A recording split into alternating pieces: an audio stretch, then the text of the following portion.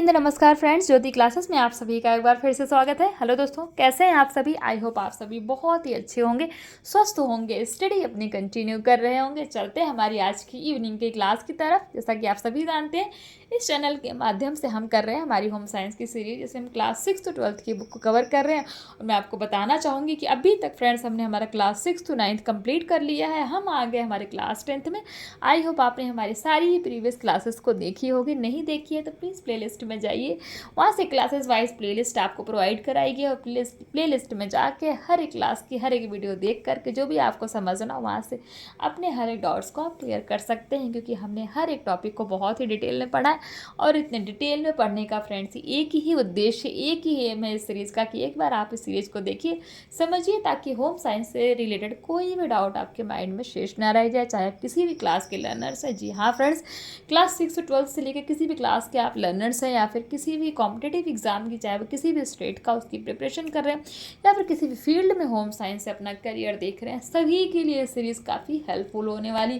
किसी एक स्टेट की प्रिपरेशन मैं नहीं करा रही हूँ, वैसे तो स्पेशली अगर देखा जाए तो यूपी टीजीटी पीजीटी की मैं तैयारी कराती हूँ, बट अभी जो मैं आपको करा रही हूँ ये हर एक स्टेट के लिए, कहीं से भी आप अगर होम साइंस कर रहे हैं, पढ़ रहे हैं, सभी के लिए सीरीज़ काफ़ी हेल्पफुल होने वाली। तो प्लीज़ अगर चैनल पर नए आए हैं तो चैनल को लाइक, शेयर एवं सब्सक्राइब अवश्य किया करिए।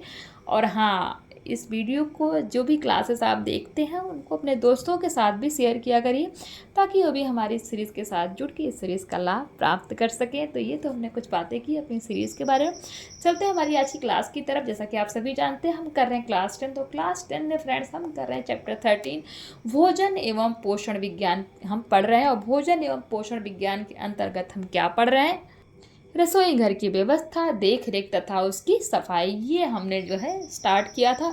स्टार्ट से देख लेते हैं कि प्रीवियस क्लास में आखिर पढ़ा क्या था हमने। ये देखिए, ये हमने स्टार्ट किया था रसोई घर की व्यवस्था, देख रेख तथा उसकी सफाई, जिसके अंतर्गत हमने रसोई घर का अर्थ एवं महत्व देखा था। रसोई घर का चयन करते समय ध्यान रखने योग्य कौन कौन सी बातें होती, ये भी हमने पढ़ा था। इसमें हमने रसोई घर का आकार देखा था, रसोई घर की स्थिति देखी थी, रसोई घर की बनावट देखी थी।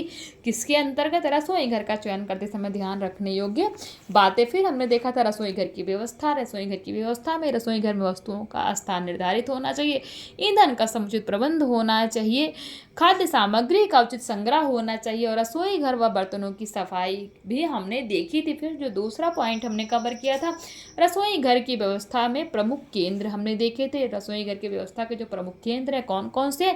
भोजन की तैयारी का केंद्र, भोजन पकाने का केंद्र, भोजन परोसने का केंद्र, जल केंद्र, बर्तन साफ करने का केंद्र, और भंडारण केंद्र के बारे में हमने देखा था। जो चौथा पॉइंट हमने कवर किया था, रसोई घर की उत्तम व्यवस्था के लाभ देखे थे कि रसोई घर की अगर व्यवस्था अगर अच्छी है, उत्तम है, तो उसके क्या क्या एडवांटेज यानी कि लाभ है।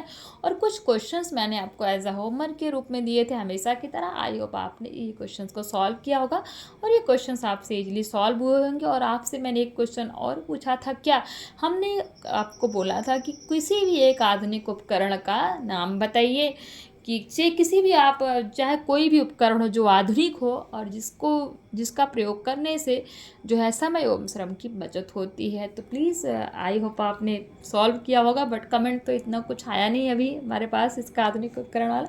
बट चलिए कोई नहीं, ये हमारी प्रीवियस क्लास थी। स्टार्ट करते हैं आज की क्लास। आज की क्लास के अंतर्गत हम देखेंगे रसोई घर के प्रकार के बारे में हमने जानेंगे। रसोई घर की उत्तम व्यवस्था देख ली, रसोई घर बनाते समय ध्यान रखने योग्य बातें हमने देख ली, रसोई घर की स्थिति देख ली, सब तो हमने पढ़ लिया।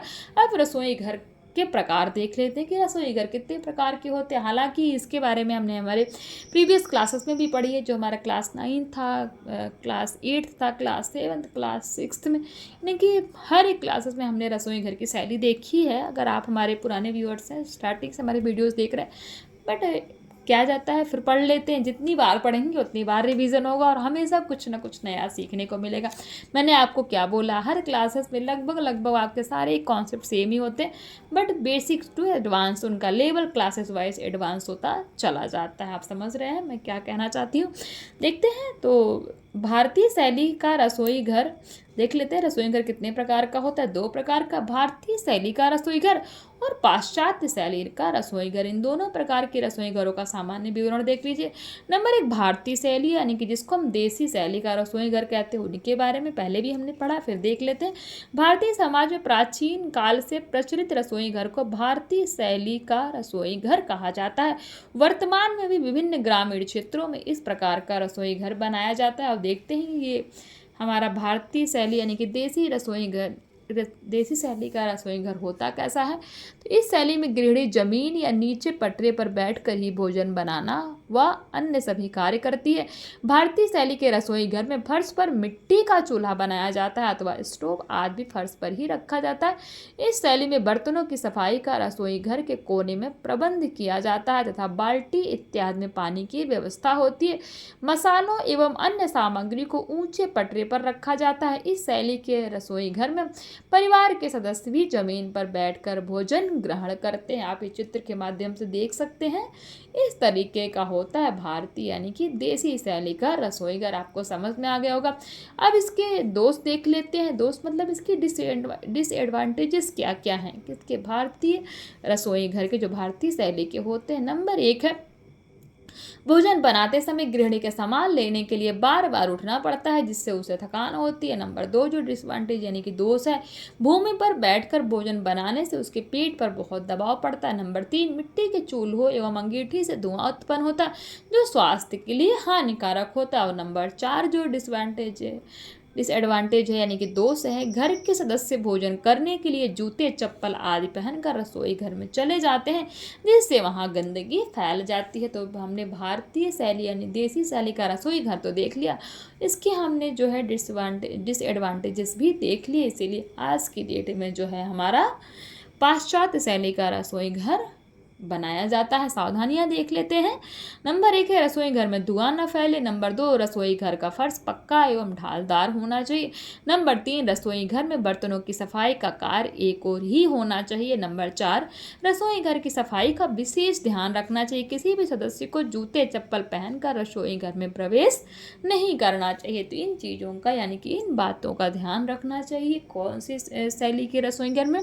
तो जो हमारी भारतीय शैली या अर्थात देसी शैली का रसोई घर होता है, उनमें इन बातों का ध्यान यानी कि सावधानियां रखने की आवश्यकता पड़ती है। अब दूसरा जो रसोई घर देखते हैं वो है हमारा पाश्चात्य या विदेशी शैली का रसोई घर कहते हैं। जो हमारा विदेशी शैली उसको पाश्चात्य के नाम से भी जानते हैं, और जो हमारा भारतीय शैली है उसको देसी शैली के नाम से भी जानते हैं। ये दोनों शैलियों के आपके दोनों नाम अवश्य ही पता होना चाहिए, नहीं तो आप एग्जाम में कंफ्यूज हो जाते हैं।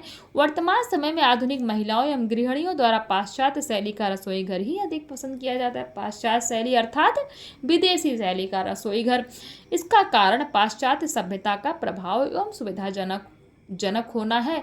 इस शैली के रसोई घर में खड़े होकर खाना बनाया जाता है। इस प्रकार के रसोई घर में दीवार के साथ एक स्लैब बना होता है, इसको हम रैक कहते हैं, जिस पर स्टोव अथवा गैस का चूल्हा रखकर व खड़े होकर सुविधा पूर्वक भोजन बनाया जा सकता है। यदि स्लैब ना हो तो मेज पर रखकर भी उस पर स्टोव अथवा गैस चूल्हा रखा जा सकता है। अन्य सामानों को रखने की पर्याप्त जगह होती है तथा बर्तन की सफाई के लिए एक सिंक भी लगी होती है। देखिए ना, आज के समय में जहाँ तक मुझे लगता है सभी के घरों में इस प्रकार की ही शैली का रसोई घर यानी कि पाश्चात्य शैली या विदेशी शैली का ही रसोई घर होता है। सुविधाएं देख लेते हैं कौन कौन सी सुविधाएं इसमें होती है। नंबर 1 पाश्चात्य शैली का रसोई घर साफ सुथरा तथा गृहिणी के लिए सुविधाजनक भी होता है। इस शैली के रसोई घर में गृहिणी को थकान भी कम होती है।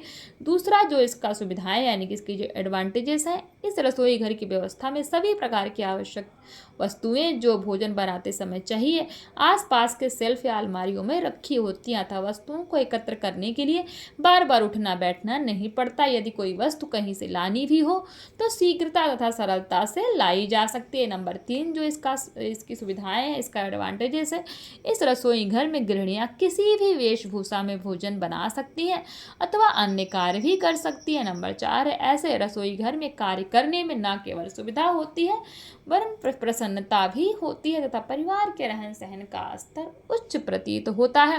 तो ये हमने देखे क्या हमारी जो विदेशी शैली यानी कि पाश्चात्य शैली है उसके बारे में हमने जाना और उसकी सुविधाओं के बारे में हमने जाना। आई होप आप ये दोनों प्रकार की शैलियों से भली भांति अवगत हो गए होंगे। हमने देखा रसोई घर के प्रकार, कितने प्रकार के रसोई घर, 2 प्रकार की। एक भारतीय शैली का रसोई घर जिसको हम देसी शैली का रसोई घर के नाम से जानते हैं, और दूसरा हमने पाश्चात्य शैली का रसोई घर देखा। पाश्चात्य शैली यानी कि विदेशी शैली के रसोई घर के नाम से भी हम जानते हैं। तो इनके हमने जो हमारा देसी शैली था इसके दोष यानी कि डिसएडवांटेजेस क्या क्या वो भी हमने पढ़ लिया, और सावधानियाँ कौन कौन सी हमें रखनी चाहिए देसी शैली के रसोई घर के अंतर्गत वो भी हमने पढ़ा, और विदेशी शैली की जो सुविधाएं होती हैं उसके बारे में भी हमने पढ़ा। आई होप आप इन दोनों ही प्रकार की शैलियों से भली भांति अवगत हो गए होंगे। तो अगर एग्जाम में क्वेश्चन बन जाता है कि विदेशी शैली की कुछ विशेषताएं आपको उसमें आ जाता है ऑप्शंस में करने के लिए, आपसे पूछ लिया जाता है तो आप बहुत ही ईजिली कर पाएंगे। और विदेशी शैली को और किस नाम से जाना जाता है तो आप ये भी बता सकते हैं कि विदेशी शैली को पाश्चात्य शैली के नाम से भी जाना जाता है। अर्थात जो है हमारा विदेशी शैली पाश्चात्य शैली दोनों एक ही हैं, बट इनके नाम में हम कई बार कन्फ्यूज़ हो जाते हैं। ये क्वेश्चन MCQs हमारे कॉम्पिटिटिव एग्ज़ाम में भी पूछ लिए जाते हैं, देखने में ईजी लगते हैं बट एग्ज़ाम में फंस जाते हैं और हम कंफ्यूज हो जाते। कंफ्यूज तभी होते जब हम अच्छे से नहीं पढ़ते हैं डिटेल में चीज़ें। तो इससे आप अवगत हो गए होंगे। अब दूसरा जो पॉइंट हम देखते हैं रसोई घर के आकार के बारे में। तो नंबर 1 है एक दीवार वाला रसोई घर। जो एक दीवार वाला रसोई घर होता है कैसा होता है पढ़ते हैं थोड़ा डिटेल में। इस प्रकार के रसोई घर कम जगह वाले घरों में बनाए जाते हैं, यानी कि जिसके पास जगह कम होती, स्पेस कम होता है, वहाँ पे एक दीवार वाला रसोई घर बनाया जाता है। इसमें कमरे की एक दीवार पर खाना बनाने संबंधी कार्यों की व्यवस्था होती है। रसोई घर में प्रयुक्त सामान परिवार की संख्या व रसोई घर की माप के अनुसार होना चाहिए। इस प्रकार के रसोई घर में सिंक स्लैब के बीच में होता है तथा फ्रिज एवं चूल्हे की व्यवस्था विपरीत कोने में होती है। तो ध्यान दीजिएगा किस प्रकार के रसोई घर में सिंक स्लैब के बीच होता है। तो ध्यान दीजिएगा रसोई घर में सिंक स्लैब के बीच में किस प्रकार की रसोई घर के अंतर्गत आता है तो एक दीवार वाला रसोई घर के अंतर्गत आता है। क्वेश्चन दूसरा पॉइंट देखते हैं, 2 दीवारों वाला रसोई घर। इस प्रकार का रसोई घर 2 दीवारों में बनाया जाता है। रसोई घर की एक दीवार में सिंक तथा चूल्हे स्थापित किए जाते हैं तथा फ्रिज इत्यादि को दूसरी दीवार के सहारे व्यवस्थित किया जाता है। दोनों दीवारों में कम से कम 1 मीटर की दूरी होनी चाहिए। नंबर 3 यू आकार का रसोई घर है। अंग्रेजी का यू आकार में यह रसोई घर बनाया जाता है। इसमें रसोई घर की 3 दीवारों का उपयोग किया जाता है। ध्यान दीजिएगा रसोई घर की 3 दीवारों का उपयोग किस प्रकार के रसोई घर में किया जाता है तो आप बता सकते हैं यू आकार के रसोई घर में रसोई घर की 3 दीवारों का प्रयोग किया जाता है। ध्यान दीजिएगा एक ये हो गया, दूसरा ये हो गया, तीसरा ये। तो 3 प्रकार की दीवारें हो गई ना, समझ में भी आ गया होगा आपको। इस रसोई घर की एक दीवार में चूल्हा, दूसरी दीवार में सिंक तथा सामने की दीवार में फ्रिज स्थापित किया जाता है। इस प्रकार की व्यवस्था में रसोई घर के सभी सामान तक पहुंचना आसान होता है। यह रसोई घर का अधिक प्रचलन प्रकार है, यानी कि जो यू आकार का रसोई घर होता है ये बहुत ही अधिक प्रचलन में है। नंबर 4 है अंग्रेजी के एल आकार का भी रसोई घर देख लेते हैं। तो अंग्रेजी का एक अन्य प्रकार एल आकार है। इस प्रकार का रसोई घर 2 दीवारों को जोड़ वाले स्थान पर बनाया जा सकता है। इस प्रकार 2 दीवार पूरी तरह से खाली हो जाती हैं जिससे वहाँ भोजन क्षेत्र भी बनाया जा सकता है। भोजन क्षेत्र पास होने से भोजन परोसने में भी सुविधा होती है तथा फ्रिज के पास होने से सामान निकालने में भी सुविधा होती है। कौन किस प्रकार के रसोई घर में एल आकार के रसोई घर में अब देख लेते हैं। हमने देखा ना रसोई घर के आकार कौन कौन से आकार देखे। एक दीवार वाला रसोई घर, तो एक दीवार वाला रसोई घर बताइए कमेंट करके किस लिए बनाया जाता है और क्यों बनाया जाता है बताइए। 2 दीवारों वाला रसोई घर हमने देखा, यू आकार का रसोई घर देखा, और चौथा प्रकार जो हमने रसोई घर का आकार देखा कौन सा, एल आकार का रसोई घर। आई होप आप इन सभी तरह के रसोई घर से अवगत हो गए होंगे भली भांति।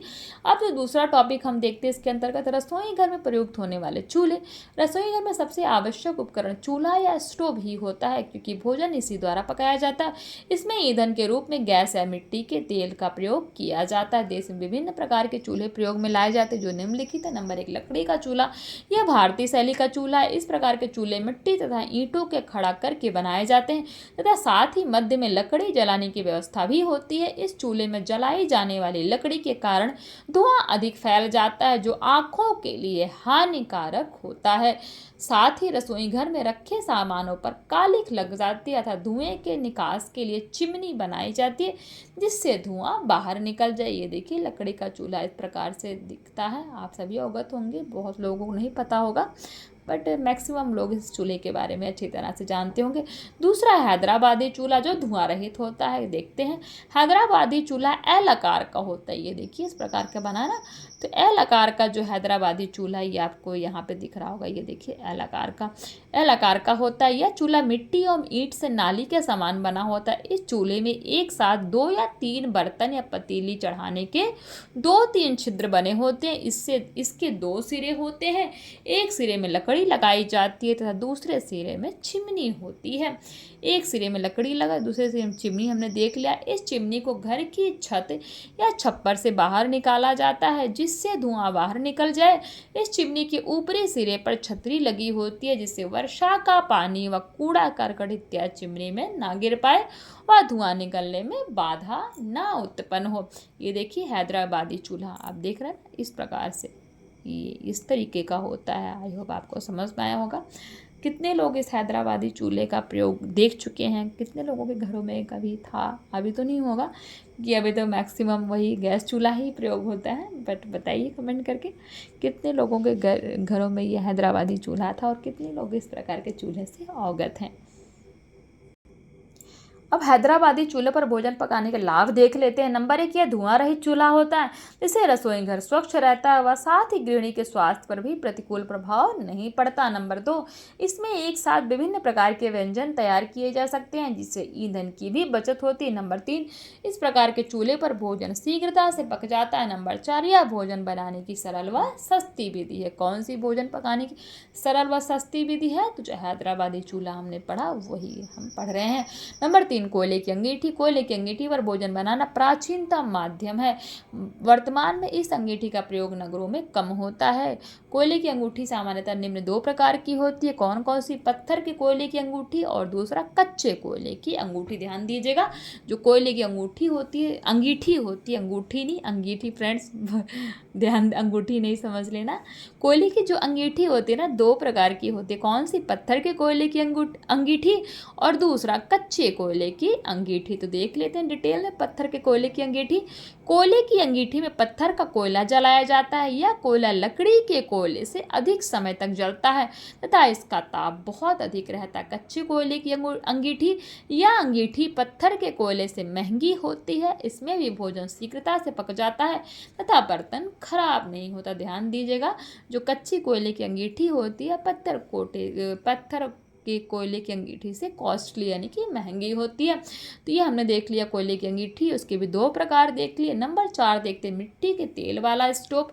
मिट्टी के तेल वाला स्टोव भी भोजन पकाने की स्वच्छ, सरल एवं सुविधाजनक पद्धति है। जहाँ विद्युत अथवा गैस की व्यवस्था नहीं हो पाती है वहाँ भोजन पकाने के लिए तेल के स्टोव का उपयोग किया जाता है। इससे समय तथा व्यय दोनों की बचत होती है। तेल वाले स्टोव 2 प्रकार के होते हैं। नंबर 1, बत्ती वाला स्टोव और नंबर 2, पंप वाला स्टोव। बत्ती वाला स्टोव देखते हैं। यह चूल्हा सादे टीन या इनेमल से बना होता है तथा इसमें नीचे से फैले भाग में तेल डाला जाता है। चाबी की सहायता से इसमें तेल में डूबी बत्तियों को ऊपर उठाया जाता है। कैसे उठाया जाता है? चाबी की सहायता से। देखिए इसकी सहायता से। इन स्टोव में एक या एक से अधिक बत्तियां भी होती हैं। तत्पश्चात माचिस की तीली से लौ जला दी जाती है। तो बत्ती वाला स्टोव आपको समझ में आ गया, स्क्रीन पे दिख भी रहा होगा। दूसरा है पंप वाला स्टोव। पंप वाला स्टोव भी मिट्टी के तेल से जलाया जाता है जो बिना बत्तियों के जलता है। इसे जलाने के लिए टंकी में 3/4 मिट्टी का तेल भरकर पंप द्वारा हवा भरी जाती जिससे तेल इस स्टोव में लगी कटोरी में आ जाता है, तत्पश्चात माचिस की सहायता से स्टोव जला दिया जाता है। तो यह तो हमने देखा पंप के मिट्टी के तेल वाला स्टोव, ये भी दो प्रकार का होता है, बत्ती वाला स्टोव और दूसरा पंप वाला स्टोव। अब देख लेते हैं गैस का चूल्हा, जो आज की डेट में हम ज़्यादा प्रयोग करते हैं। तो गैस का चूल्हा आधुनिक स्टोव माना जाता है। गैस चूल्हे में एलपीजी गैस जो पेट्रोलियम तेल की सफाई से निकलती है तथा सिलेंडरों में भरकर प्रयुक्त की जाती है। इस चूल्हे में छिद्रयुक्त बर्नर होता है जिसे जलाने के लिए अलग अलग स्विच होते हैं। इन बर्नरों की पाइप यानी कि ट्यूब के माध्यम से सिलेंडर में जोड़ा जाता है। इस सिलेंडर में एक रेगुलेटर लगा होता है जिसे गैस पाइप द्वारा बर्नर तक पहुंचती है। बर्नर को जलाने के लिए लाइटर या दिया सलाई का प्रयोग किया जाता है। गैस के चूल्हे में आंच धीमी या मध्यम रखने का भी प्रबंध होता है। आप सभी इससे अवगत हैं, ज़्यादा कुछ इसमें समझाना नहीं है। सावधानियां देख लेते हैं गैस का चूल्हा प्रयोग करते समय। तो नंबर 1, गैस एक अति ज्वलनशील ईंधन है अतः सदैव माचिस की तीली जलाने के बाद ही गैस की नाव को बंद करना चाहिए। नंबर 2, गैस प्रयोग करने के पश्चात सिलेंडर पर लगे रेगुलेटर की नॉब को बंद कर दें। नंबर 3, गैस के चूल्हे वाशर तथा पाइप आदि की समय समय पर जांच करवाते रहें। नंबर 4, यदि गैस की गंध आ रही हो तो तुरंत सिलेंडर पर लगे रेगुलेटर की नॉब बंद कर दें तथा दरवाजे खिड़कियां खोल दें। ऐसे समय में बिजली का स्विच ऑन न करें। नंबर 5 है, कभी भी गैस सिलेंडर को तिरछा या लटाकर ना रखें। नंबर 6, गैस सिलेंडर के निकट जलती हुई अंगीठी अथवा जलता हुआ कोई भी सामान ना रखें। जो नंबर 7 है, चूल्हे की निरंतर सफाई करते रहें। तो जो हमारे घर में जो गैस चूल्हा होता है उसका ध्यान रखने के लिए सावधानियां बरतनी चाहिए। लाभ क्या है इसके फटाफट देख लेते हैं। तो गैस चूल्हे पर भोजन पकाने के लाभ। नंबर 1, गैस के चूल्हे के प्रयोग से भोजन अच्छा एवं सुविधाजनक बनता है। वह इसे प्रयोग में लाना अत्यंत सरल एवं सुविधाजनक होता है। नंबर 2, इसमें ताप कम या अधिक करने की सुविधा होती है। नंबर 3, इस ईंधन के प्रयोग से किसी प्रकार का धुआं नहीं होता अतः पर्यावरण स्वच्छ बना रहता है। नंबर 4 है, गैस के ईंधन के प्रयोग से बर्तन काले नहीं होते और ना ही दीवारों व छत गंदी होती। नंबर 5, इससे गृहिणी के स्वास्थ्य पर किसी प्रकार का प्रतिकूल प्रभाव नहीं पड़ता। नंबर 6, इससे समय तथा श्रम की बचत होती है। तो ये सारे एडवांटेज होते हैं किसके, गैस चूल्हे के। अब विद्युत चूल्हा हम देख लेते हैं। रसोई घर के कार्यों में विद्युत स्टोव बहुत उपयोगी है। यह सुविधाजनक होने के साथ साथ महंगा होता है। विद्युत स्टोव जिसे हीटर कहते हैं, फिलामेंट के तारों से बना होता है। हीटर किससे बना होता है, ध्यान दीजिएगा, स्टाफ मार्क के लिए इंपॉर्टेंट है ये। मेरे पेन भी नहीं चल रही फ्रेंड्स, शायद चल रही है। तो जो फिलामेंट के तार होते हैं ना, इससे बना होता है। तो विद्युत हीटर किससे बना होता है, फिलामेंट के तारों से बना होता है।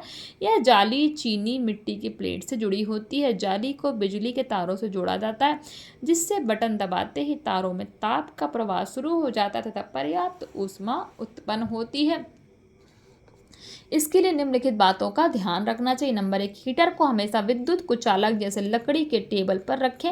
नंबर 2, यदि भोजन बनाते समय किसी प्रकार का भोज्य पदार्थ चूल्हे पर गिर जाए तो उसे ठंडा होने पर ही साफ करें। नंबर 3, हीटर पर भोजन बनाते समय रबड़ की चप्पलें पहने रहें, अन्यथा झटके लगने की संभावना रहती। नंबर 4, कार्य समाप्त होने पर मेन स्विच बंद कर दें तथा प्लग को निकाल दें। तो इस तरह का जो है आपको ध्यान रखना चाहिए किसका उपयोग करते समय, जो विद्युत चूल्हा यानी कि जो हमारा हीटर होता है। और नंबर 7 देख लेते हैं, इंडक्शन चूल्हा। यह भी हीटर का ही एक रूप है परंतु इसमें झटके लगने की संभावना नहीं होती। जो आज की डेट में हम इंडक्शन का यूज करते हैं, इसमें सारे एलिमेंट्स ढके होते हैं, वह इस पर खाना जल्दी बन जाता है। इस चूल्हे पर इस्तेमाल होने वाले बर्तन अन्य बर्तनों से अलग होते हैं। तो आज की क्लास फ्रेंड्स यहीं तक करेंगे हम। तो आज की क्लास में हमने क्या क्या देखा, तो आज की क्लास में हमने रसोई घर के प्रकार देखे कि रसोई घर कितने प्रकार के होते हैं और रसोई घर में प्रयुक्त होने वाले विभिन्न प्रकार के चूल्हे देखे, जिसके अंतर्गत ये हमने 7 पॉइंट कवर किया। आई होप ये सारे पॉइंट्स आपको इजीली समझ में आए होंगे। ये कुछ क्वेश्चंस देख लीजिए। और क्वेश्चन 1 कहता है, भारतीय शैली के रसोई घर में बर्तन धोने की व्यवस्था कहाँ की जाती है। क्वेश्चन 2 कहता है, किस प्रकार का चूल्हा आँखों के लिए हानिकारक होता है। क्वेश्चन 3, हैदराबादी चूल्हे का आकार कैसा होता है। क्वेश्चन 4, विद्युत चूल्हा इस्तेमाल करते समय किन बातों का ध्यान रखना चाहिए। तो ये सारे क्वेश्चन है, आप इनका स्क्रीनशॉट ले लीजिए और हमेशा की तरह मैं फिर कहूँगी कि इस क्वेश्चन को सॉल्व करने का आप प्रयास करिए। आपसे क्वेश्चन बहुत ईजीली सॉल्व होंगे, बट कब होंगे, जब आप वीडियो को अच्छी तरह से देखेंगे और सुनेंगे। तो आज की क्लास को यहीं पे कंप्लीट करते हैं। आई होप सारे कॉन्सेप्ट आपको समझ में आए होंगे। मिलते हैं हमारी नेक्स्ट क्लास यानी कि जो हमारी कल की मॉर्निंग की क्लास होगी। तब तक के लिए जय हिंद, नमस्कार। हंसते रहिए, मुस्कुराते रहिए, एक दूसरे की हेल्प करते रहिए। और हाँ, क्लासेस अगर समझ में आ रही है तो चैनल को लाइक शेयर और सब्सक्राइब अवश्य कीजिए। धन्यवाद।